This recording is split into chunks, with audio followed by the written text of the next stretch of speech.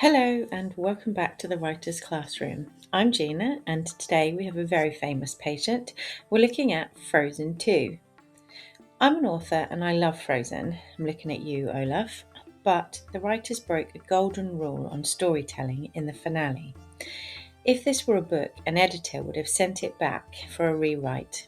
So let's diagnose exactly why the ending felt a little empty. First, let's look at the setup.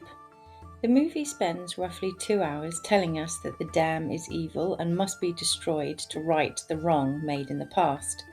Anna and Elsa realise that destroying it would flood and destroy their home, Arendelle. This creates what we call high stakes. There's a choice to make between their castle and the truth. But did the movie really follow through? Let's look at that golden rule of sacrifice. Oh no, you know what that sound means. It's time for a story challenge. Anna has realised that if the dam is destroyed, it will destroy Arendelle. Why do you think she chose to do it anyway? Is it all about being brave? Or maybe about doing the right thing, even if it's hard? When I say go, there will be a 5-second timer to write down one word that describes Anna's choice. And go!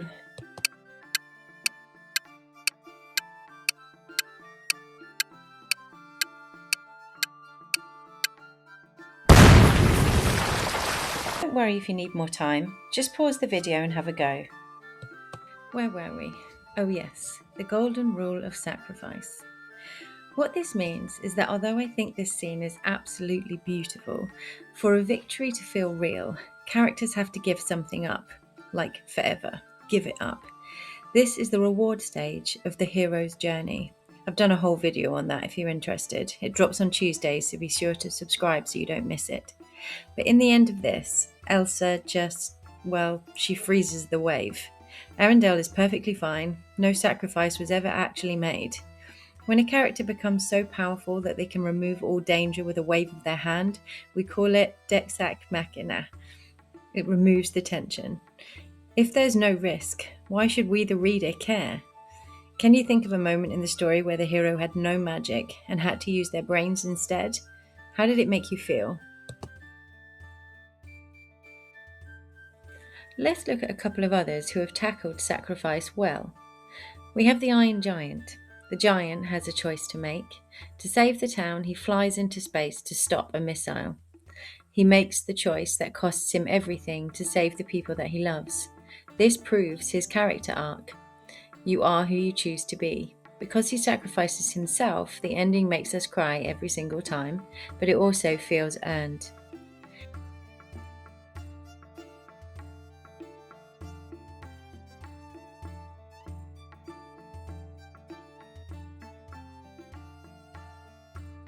Then there's arguably the best comparison in How to Train Your Dragon.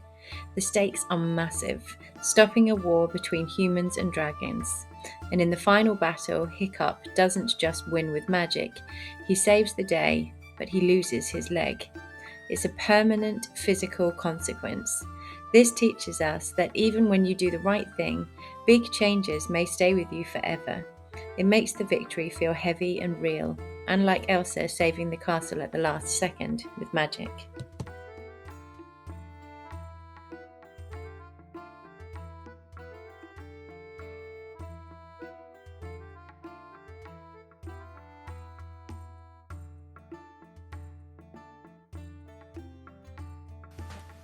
Yes, I can hear you screaming, Gina, but how could you say that? How could you destroy Arendelle? It's iconic, it's their home. I get it. We love castle spires, and let's face it, it really is for kids. But as an author, I have to tell you a secret. Stories aren't about buildings. Buildings can be rebuilt, homes can be destroyed, but what's in your character's heart is where the true story lies. If there's no risk of losing that physical home or that emotional piece of them, then it never really gets a chance to grow. Don't believe me? Just look at our next two heroes who have lost everything but gained so much more. First, let's look at Thor Ragnarok. Thor realizes that to save his people from Hela, he has to let Asgard be destroyed. He literally watches his entire kingdom explode, but he learns the most important lesson in the galaxy. Asgard is not a place, it's a people. By losing the castle, Thor becomes a true king because he chooses his people's lives over a pile of bricks. It's 12 days north of hopeless and a few degrees south of freezing to death. It's located solidly on the meridian of misery. Next, we're looking at how to train your dragon again, only this time number 3. The Vikings have lived on Berk for generations. It's their entire identity. But to keep the dragons safe, they have to burn the village to the ground and sail away to find new rocky islands. It's heartbreaking, but because they lost their home, the ending feels massive. It feels like they truly grew up. When movies like Frozen 2 save a castle at the last second, they rob the characters, and they rob you, the audience, of that powerful moment of realizing that love and family are stronger than any wall and any castle.